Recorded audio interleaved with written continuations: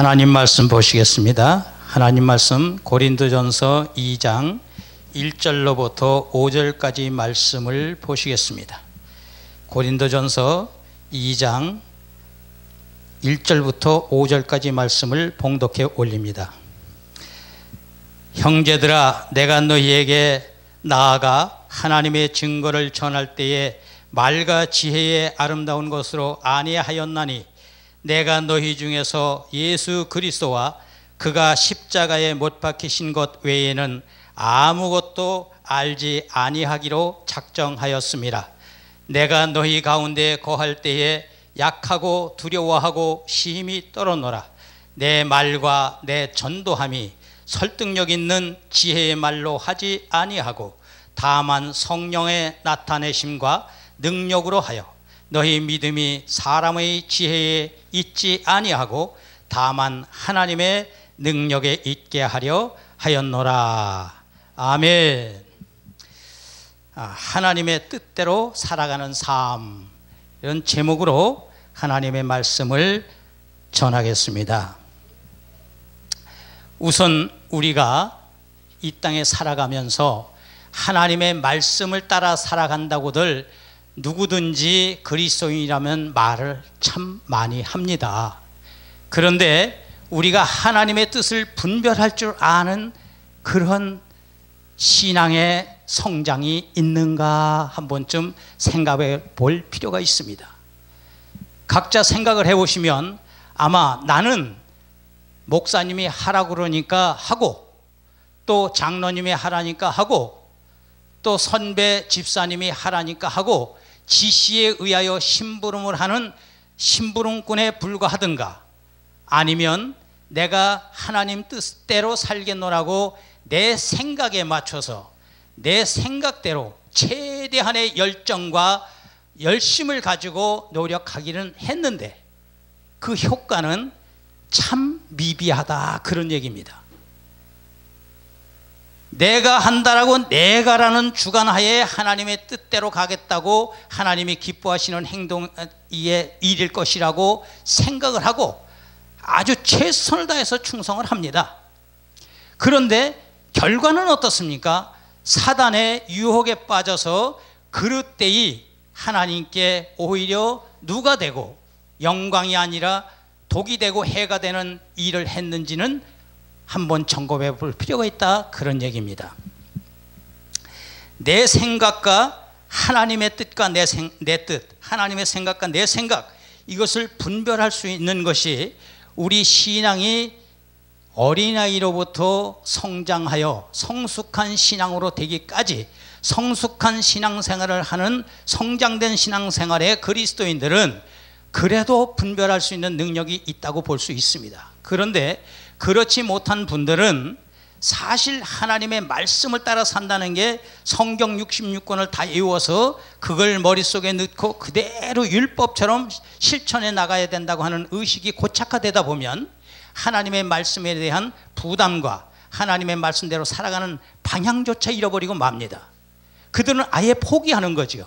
그 대신 목사님들이나 신앙 선배들이 하는 말을 듣고 이렇게 하라 하면 그거 하는 정도, 흉내내는 정도 하다 그것마저도 의지력이 부족해서 결국 포기하고 맙니다. 이게 성경에 기록되어 있는 건 이건 단지 이론에 불과하고 지식에 불과하고 말에 불과하다고 제쳐버린다, 그 말입니다. 본인의 행실과 행동에는 그게 맞아떨어지지 않기 때문입니다. 어렵기 때문이죠. 그걸 해나갈 수 있는 능력이 부족하기 때문입니다. 그렇다면 이 신앙이 성장되지 않은 분들이 하나님의 뜻대로 살아가는 방법을 제가 하나 팁으로 알려드리겠습니다. 그 방법을 제가 생각해 보겠습니다. 본론으로 들어가서 사도행전 17장 16절에서 34절을 보면 사도 바울이 아덴에서 전도를 합니다. 아덴에 가서 전도를 하는데 거기에서 여러 가지의 그 이방 이단 종교들을 보게 됩니다. 그래서 종교성이 참 너희들은 좋다, 그렇게 사도 바울이 말을 하면서 거기서 분노했습니다. 사도 바울이 분노를 했어요. 이 분노라고 하는 단어가 들어가면 그는 아직 성령의 힘을 입지 못했다, 그런 생각을 할 수가 있습니다. 그러면 자기의 의로 한 것입니다. 자기의 의로 분노하면서 거기에 있는 여러 사도들과 사두개인과 바리새인 같은 종교 지도자들과 변론을 했다 그랬어요. 제가 한번 사도행전 7장을 펼쳐보겠습니다. 사도행전 17장 16절에서부터 이 34절까지인데, 우선 간단하게 사도 바울이 아덴에서 그들을 기다리다 누구를 기다렸냐? 여기서 기다린 것은 바로 신라를 기다린 거예요. 신라. 자기의 그 신라와 디모데가 전도를 할 때 동행자거든요. 이들을 기다리다가 그 성에서, 그 성에 우상이 가득한 것을 보고 마음에 격분하여 회당에서 유대인과 경건한 사람들과 또 장터에서는 날마다 만나는 사람들과 변론하니 그랬어요. 근데 어떤 에피쿠로스 이렇게 나와 있어요. 에피쿠로스라는 건 바로 어느 그 철학자와 같이 그런 하나의 사상가인데, 이 에피쿠로스는 물과 빵만 있으면, 그 말이에요, 물과 빵만 있으면 난 신도 필요 없다, 그렇게 주장한 사람들이에요. 근데 이들과 변론을 했습니다. 이 철학자들 쟁론까지 했어요. 사도 바울이. 실력은 당당하죠. 사도 바울이 최고의 학문을 한 사람이고 아주 그 당대의 유명한 지식가이고 부한 사람이니까, 모든 부를 다 누리는 사람이니까 충분히 쟁론할 만한 실력이 된다고 인정할 수 있겠습니다. 그런데 그것은 뭐를 했냐? 내 의지로 했다는 얘기예요. 내 실력과 경험과 여러 가지를 총동원해서 그들을 설득하려고 애를 썼고 그들을 전도하려고 애를 썼다, 그 말입니다. 그런데 34절에 딱 보니까 마지막 절에 몇 사람이 그를 가까이 하여 믿으니 그 중에는 아레오바고 관리 디오누시오라와 다말이라 하는 여자와 또 다른 사람들도 있더라 그랬어요. 불과 몇몇입니다. 그렇게 열심을 다해서 최선을 다해서 자기 실력을 총동원해서 전도를 했는데 불과 몇몇이다, 그 말이에요. 1000분의 1, 10,000분의 1이 될 수가 있어요. 1000명을 상대한 중에 한두 명일 수 있고 10,000명을 상대한 중에 한두 명일 수 있을 정도의 미비하다, 그 말입니다. 그런데 사도 바울이 이렇게 자기 의지로 전도를 했는데 그 자기의 지식, 열정, 충정 이런 걸로 전도를 했습니다. 그런데 우리가 하나님의 뜻대로 한 것을 또 보겠습니다. 그러면 사도 바울이 그 후에 깨닫고 18장에 보면은, 사도행전 18장에 보면은 18장 5절에 보면 신라와 디모데가 마게도냐로부터 내려오매 바울이 하나님의 말씀에 붙잡혀 유대인들에게 예수는 그리스도라 밝히 증언하니 그랬어요. 드디어 말씀에 이제 붙잡혀서 하기 시작하는 거예요. 하나님 앞에 붙잡혀서 하나님 말씀을 전하기 시작합니다. 그때에 하나님이, 성령이 말씀하십니다. 밤에 주께서 환상 가운데 바울에게 말씀하시되 두려워하지 말며 침묵하지 말고 말하라. 내가 너와 함께 있음에 어떤 사람도 너를 대적하여 해롭게 할 자가 없을 것이니 이는 이 성중에 내 백성이 많음이라 하시더라. 말씀하셨어요. 그때 바로 이런 말씀에 붙잡혀서 말씀을 전하니까 고린도 교회에서, 여긴 고린도 교회에 이제 나옵니다. 고린도 교회로, 아덴에서 고린도로 갔어요. 고린도 교회 사람들이 수많은 고린도 사람도 듣고 믿어 세례를 받더라 그랬어요. 할렐루야. 이 말씀은 하나님의 말씀에 이끌려서 하나님의 말씀에 사로잡혀서 성령의 인도함을 받아 전도하니 많은 수의 무리가 예수님을 믿고 세례를 받더라, 그 말이에요. 할렐루야. 내 의지, 내 생각으로 하면 올바른 일이라 할지라도 효과가 아주 약한 겁니다. 내 설득력에 의해서 하기 때문이지요. 바로 본문에서 말씀하신 것처럼, 그러면 내 설득력과 내 의지로 하지 않고 하나님을 의지하여 하는 것은 바로 어떤 결과를 도출하기 위해서냐? 고린도전서 2장 1절에서 5절 말씀 가운데 5절을 보면 너희 믿음이 사람의 지혜에 있지 아니하고 다만 하나님의 능력에 있게 하려 하였노라. 할렐루야.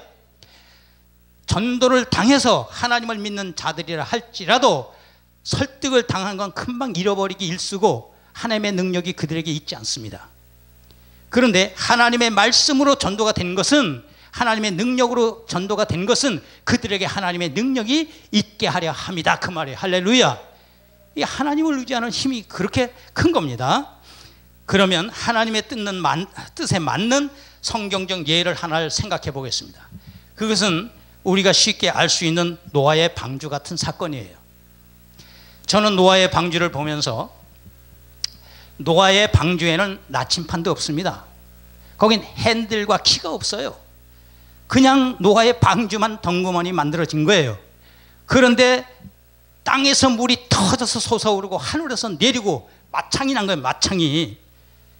하늘에서만 비가 내리면 그 양이 얼마나 되겠습니까? 그 수천 메타가 넘는 산을 다 덮어 씌우겠습니까? 물로 하나님께서. 밑에서 터졌고 위에서 궁창에서 터져서 아래 위로 터지니까 전체가 물바다가 됐어요. 전 세계가. 그래서 산을 다 뒤덮은 겁니다. 뒤덮고 나니까 여기에서 하나님이 인도하는 대로 흘러 항해가 된 것입니다. 근데 묘한 것은 배가 100m 이상 되는 배를 전 세계에서 처음으로 만든 게 1843년입니다. 1834년. 1834년에 100m짜리 배의 이 선적을 만들었어요. 그랬는데 그때 당시에 과학적이고 치밀하게 기획을 해서 그 기획되고 계획된 대로 이 설계를 해서 딱 맞춰놓은 게, 배가 어떤 그걸 맞췄냐면 파도도 이기고 넘어지지도 않고 하는 규를 맞춘 게, 그 비율이 길이가 100m면 이 옆 넓이는 100m의 이 100m가 6배예요. 넓이의 6배, 길이가. 높이는 길이의 10배입니다. 길이가 높이의 10배예요. 그럼 길이가 100m라면 이거는 1m밖에 안 되겠죠, 높이는. 그런 식으로 이 비율을 맞춰서 배를 만들었어요. 만들어서 항해를 했는데 알고 보니까 노아의 방주가, 하나님이 가르쳐 주신 방주가 이게 약 135m에서 한 150m 정도의 크기랍니다. 왜냐하면 한 규빗이 팔꿈치에서 손가락 끝까지가 길이가 한 규빗인데, 이게 긴 사람은 45cm도 되고 50cm도 되는 거예요. 팔 길이가 긴 사람은. 그래서 요거를 135m에서 150m까지라고 규정을 합니다. 노아의 방주 길이를. 그렇다면 그 길이를 봤을 때 150m라고 가령 예측했을 때에 폭은 25m가 되고 높이는 15m가 되는 겁니다. 높이는 15m. 이 비율로 방주가 만들어진 거예요. 얼마나 과학적이고 얼마나 치밀하고 주도면밀한 계획이었습니까? 하나님께서 4,500년 전에, 4,000년 전에 그 말이에요.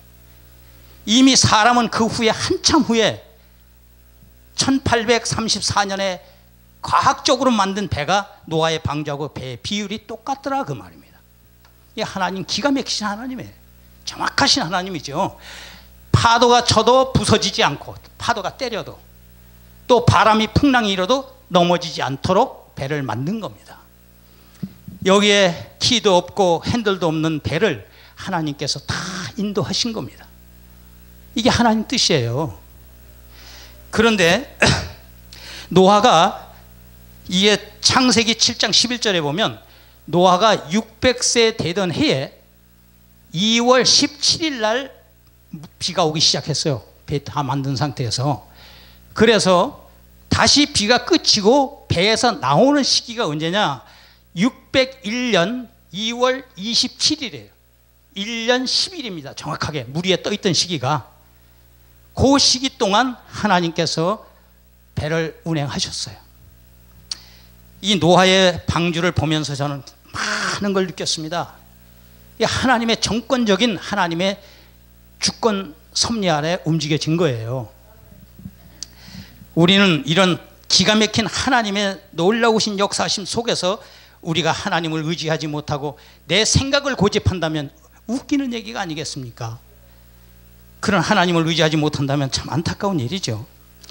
그래서 우리는 생각을 해봅니다. 과연 내가 하나님의 말씀도 다 기억하지 못하고 하나님의 뜻도 제대로 다 헤아리지 못하는데 나는 그럼 어떻게 하나님의 뜻대로 살아갈 것인가?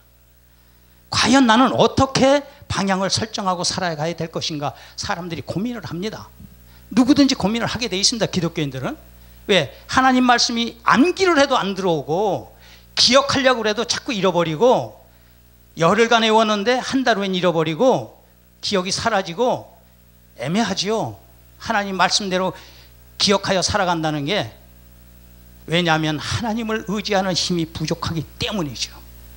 하나님을 의지하여 기도하면 그때 적시적소에 하나님이 하나님 말씀 본 걸 기억나게 하십니다. 하나님이 기억나게 하시고 그 말씀을 따라 살아가는데, 첫 번째, 우리가 생각할 때 생명의 소리냐 사망의 소리냐를 구분할 수가 있어야 돼요. 현실 속에서 그 말입니다.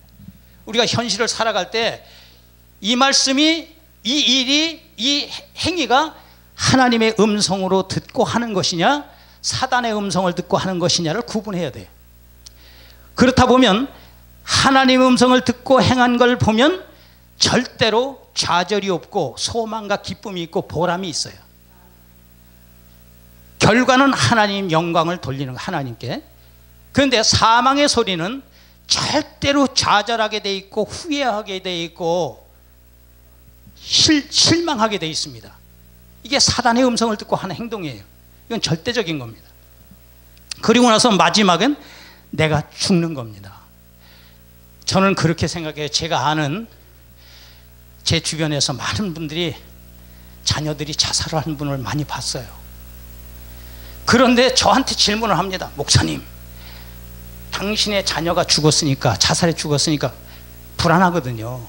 근데 한간에 보통 목사님들이 말씀하실 때 자살은 지옥이야 이랬거든요. 목사님, 자살하면 진짜 지옥 가는 게 맞습니까? 그 성경에 어디에 그런 게 나와 있습니까? 이렇게 얘기를 해요. 그럼 전 그럽니다. 바로 사단의 조종을 받아서 죽겠다고 하는, 내가 죽어야지 하는 마음을 결정할 때는 사탄의 극치다 그렇게 얘기했어요. 사단의 극치다. 사탄의 극치는 죽는 겁니다. 생명을 끊는 거예요. 거기다가 조금 덜하다 그러면 다 끝났어. 끝내. 무슨 일을 할 때도 포기하고 끝내게 하는 게 바로 사단의 극치입니다. 도전과 희망을 주는 게 아니라 좌절과 포기를 하게 만드는 게 사단의 극치입니다. 이게 사단이 하는 짓인데, 길을 잘못 들어 쉽게 포기하고 빨리 손을 띄는 것도 현명한 일도 있을 수 있어요. 그거는 길을 잘못 들었을 때, 이미 사단의 유혹에 빠져서 행함을 들어갔을 땐 빨리 거기서 벗어나야 되겠지요. 이 논리를 벗어나서 이것과 다르게 정상적으로 우리가 생각해 볼 때 사탄의 극치는 죽음입니다. 마지막 최후는 죽음이에요. 자살했는데 그게 천국 갈 리가 있습니까? 사단의 시종이 됐는데 어찌 천국 갈 기대를 하겠습니까? 성령의 인도함을 받지 못했는데 그가 천국에 간다는 건 어불성설이죠. 말이 되질 않습니다.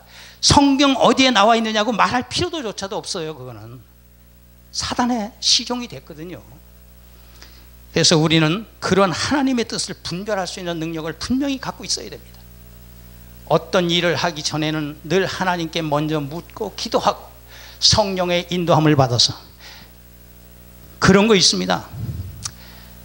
제가 어디서 그 사막에 갔다 온 사람들 얘기를 들었어요. 사막엔 비가 오지 않는답니다. 비가. 사막엔 가뭄이 들어 계속 사막화돼 가는 거예요. 그런데 수풀이 있는 곳에는, 밀림이 있는 곳에, 오아시스에는 계속 비가 내리거든요. 간간히. 뭘 의미하시겠습니까? 이게 뭘 의미한다고 생각하십니까? 하나님께서도 열매를 맺고 과실을 맺을 수 있는 식물이 있는 곳에 비를 내리시고, 열매를 맺을 수 없는 생땅 사막에는 비를 내리지 않으시는 거 아닙니까? 이 자연을 보고도 하나님의 섭리를 깨달을 수가 있어요. 그러면 그걸 비유해서 우리가 하나님의 비를 맞으려면 내가 열매를 맺을 수 있는 식물이 돼줘야 되잖아요. 내 심령이 사막화가 돼 있어서 열매를 못 맺는다면 하나님 비를 내리시겠습니까? 성령 충만함을 받게 되면, 하나님이 쓰이는 용도로 바뀌면, 하나님이 사랑하는 대상으로 바뀌면, 물론 하나님은 다 사랑하세요. 사랑하시지만 귀염을 받을 수 있을 만큼 사랑하는 대상이 되지 못할 때는 하나님이 가슴을 치고 탄식하시는 거 아니겠습니까? 비를 맞을 수 있는 대상으로 바뀌어 가야 된다는 거지요. 그게 자연을 보고도 우리가 깨달을 수 있는 하나님의 섭리라는 겁니다. 그래서 우리는 정말로 성령 충만함을 받고 그 믿음을 성장시켜 나가야 합니다. 사람들은 어떤 기도를 하면 응답된다, 두드려라, 열리리라, 구하라, 얻으리라. 누구에게 그렇게 하는 겁니까? 기독교인, 그리스도인에게 되는 거예요. 그리스도인, 진정한 그리스도인. 그가 기도할 때 열리는 것이고 그가 부르짖을 때 응답하시는 겁니다. 할렐루야. 영혼 없는 짐승 같은 삶을 살면서 하나님께 기도를 막 땅을 치고 1000번 하니까 한 번 딱 들어줬어요. 하나님, 그래, 맛배기로. 그래도 못 깨달아요? 그러면 또 기도해요. 맨날 달라고만 하고 맨날 주시옵소서만 찾아제키니까 하나님이 안타까우시죠. 심부름하는 단계를 거쳐 이제는 어떤 사역을 감당하는 단계를 거쳐 나중에는 목숨을 내어줄 만큼 사랑하는 단계로 성장해야 된다, 그 말이에요. 할렐루야. 그걸 하나님이 원하시는 겁니다. 그걸 원하시는 거죠. 우리는 희생을 각오하고 예수님의 제자, 예수님의 자녀, 예수님의 한 몸이 될 수 있는 그리스도인의 모습으로 철저하게 바뀌셔서 하나님께 영광을 돌리는, 그래서 이 땅에서 승리하고 이기는 자가 되는 저와 여러분 되시기를 예수님 이름으로 축원합니다. 결론하여 말씀드립니다. 이 세상에는 서기관이 많습니다. 서기관이 뭡니까? 지식으로 사는 사람, 바리새인이 많습니다. 바리새인이 뭡니까? 자기의 의로 사는 사람. 그 다음에 사두개인이 많습니다. 사두개인이 뭡니까? 현세의 복을 보고 사는 사람. 이게 그리스도인들 가운데도 널렸다, 그 말이에요. 심지어는 종교 지도자들, 목사님들 가운데서도 지식이 최고로 지식을 내세워서 교만 속에 사는 분들이 얼마나 많습니까? 왜냐하면 내 몸으로 실천하여 사랑 한번 제대로 거두지 못하고 사랑으로 실천 못하는, 그러면서 말씀으로 머리에는 암기한 게 많아서 줄줄줄줄 나옵니다. 말씀은. 근데 행위는 하나도 드러나는 게 없어요. 이게 바로 서기관이 아니고 뭐겠습니까? 이게 서기관이죠. 우리는 예수님의 제자된 삶을 정말로 철저하게 살아가야 됩니다. 우리의 열정과 의로는 하나님께 충성은 해도 효과는 1000분의 1, 10,000분의 1밖에 되지 않고 오히려 자칫 사단의 시종 노릇을 하게 되는 실수를 범하게 되는 겁니다. 베드로처럼, 그 말이에요. 베드로처럼. 베드로가 그랬지 않았습니까? 베드로가 마태복음 16장입니까? 마태복음 16장에 보면 16장 22절 23절에 보면 그 이전에는 고백을 합니다. 베드로가 18절쯤에는 고백을 해요. 주는 그리스도시요 하나님의 아들이시나이다. 그러니까 예수님이 반석에 내 교회를 세우리라 말씀하셨는데 그게 얼마 안 돼가지고 예수님이 나 십자가에 죽고 3일 만에 부활할 것이다, 나 십자가에 죽는다 그러니까 안 됩니다. 예수님, 그럴 수 없나이다. 그러니까 예수님이 다시 23절에 말씀하십니다. 사탄아 물러가라. 금방 사단이 돼버렸어요. 그때 베드로는 얼마나 하나님을 향해서 충성된 마음으로 안 됩니다 하고 만류를 한 겁니까? 그게 그 육신적인 사고방식으로 말리는 거예요, 하나님을. 그러니까 하나님이 사단아 물러가라. 여기에 바로 함수가 있는 겁니다. 하나님이 일을 한다고 생각하면서 내 뜻대로 하나님께 충성이라고 생각하면서 했는데 결과는 하나님께 역으로 독이 되고 해가 되는 행동을 했다, 그 말이에요. 영광을 가리는 일을 한다, 그 말이에요. 결과가 그렇게 나타나는 거죠. 결국 우리는 진정한 그리스도인이 될 때 예수님의 자녀된 그런 제자된 삶을 살게 됩니다. 단지 하나님의 심부름을 넘어서 적극적이고 능동적이고 하나님의 명령을 희생과 사랑으로 실천하는 파워 있는 능력 있는 그리스도인이 되시기를 예수님 이름으로 축원합니다. 감사합니다.